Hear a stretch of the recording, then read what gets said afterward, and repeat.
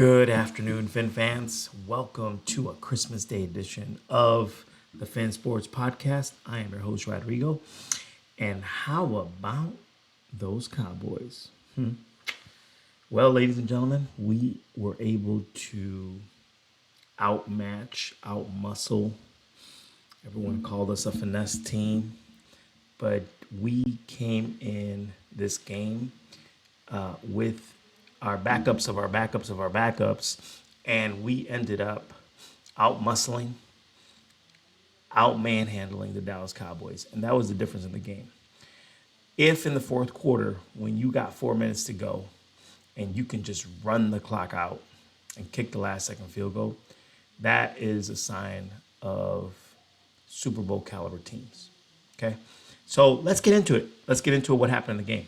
Let's start by going over the beginning. The Dallas Cowboys came out smoking. We had no real answer for CeeDee Lamb.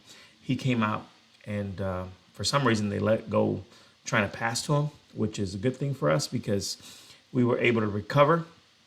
We had a questionable 4th and 5 at the goal line that I thought maybe we should have took the points, but you got to give McDaniel credit. He's sticking to his guns, and he is not going to stop being aggressive. So he knew we needed a lot of points in this game, and we got just enough to come back and win it in the fourth quarter.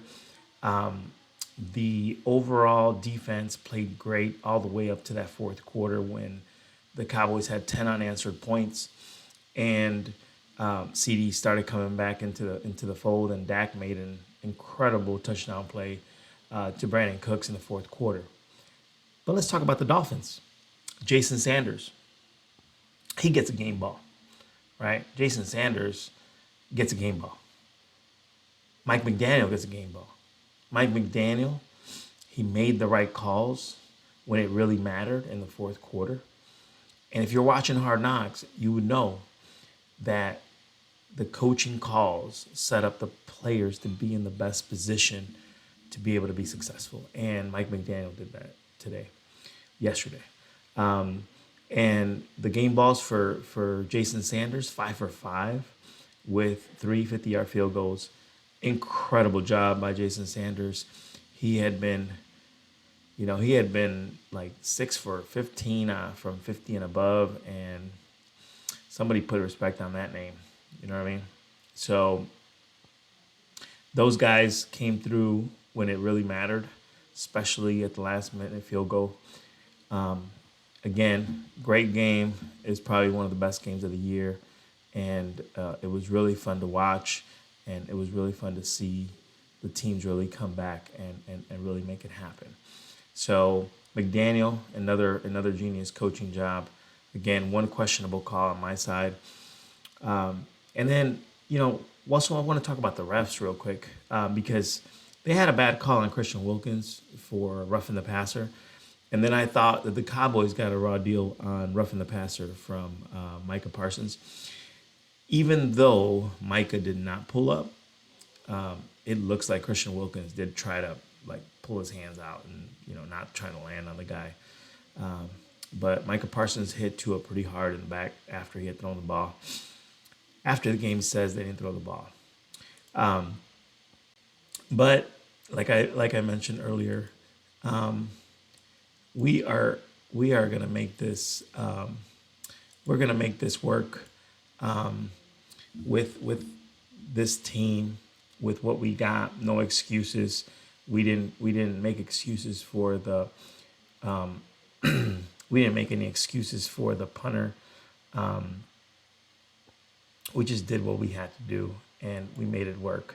So I thought the team did fantastic.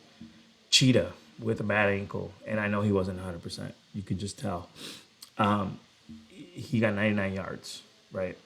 He might not get the 2,000 now unless he has 2 miracle games, which he could. He has had really good games against the Ravens in the past, and if he balls out against the Bills, there's a potential 2,000 yards. It's not out of the question. Tua Tagovailoa, first quarterback in the league to get 4,000 yards, 293 yards, no turnovers again. So Tua is stepping up, tightening up at the right time. And for all those Tua haters out there who give him no credit, he drove down the field when it mattered the most in the fourth quarter. And he was leading the team. He was not just driving them down. He was correcting people. He called a timeout when he needed to. He was doing all the things that Super Bowl caliber quarterbacks do.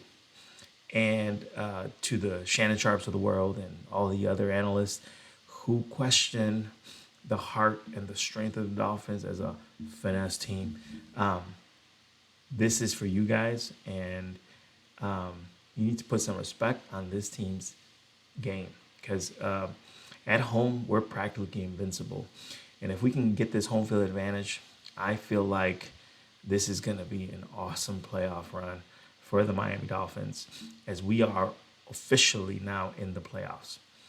All right, so questionable officiating, on both sides of the field. After the game, Mike McDaniel, in Mike McDaniel fashion, he said, he basically said that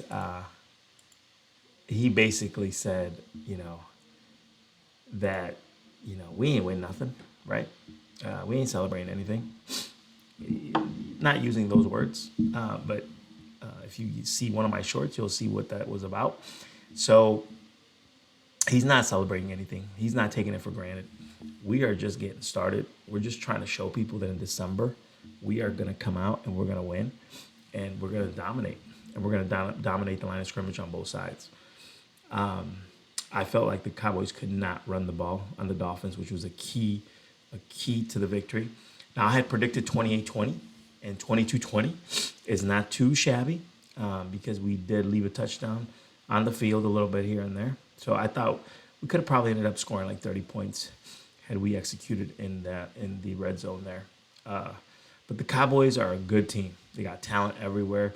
The defensive backs, you got Parsons, you got D. Lawrence. You got a lot of good players on that team, and the Dolphins just outmatched them and out-talented them.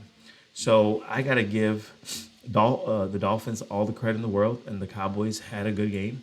They didn't get blown out. They were in the game, and they just couldn't quite come up with it.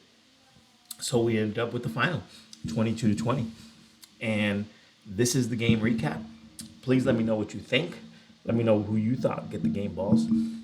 And, we got a lot of allergies going on here down in San Antonio. So we look forward for the Wednesday review of the Dolphins against the Ravens. And it's going to be a good one. It's not going to be a flex game, so it will be a 1 o'clock game, which I like. Let's play at 1 o'clock. Let's get it done. I hate waiting till the end of the day or on Monday. So again, Dolphins win 22-20. Give me your thoughts on the game. Let me know what you think. Who gets the game balls? And I will see you guys for the preview with the Ravens. And until then, fins up and God bless.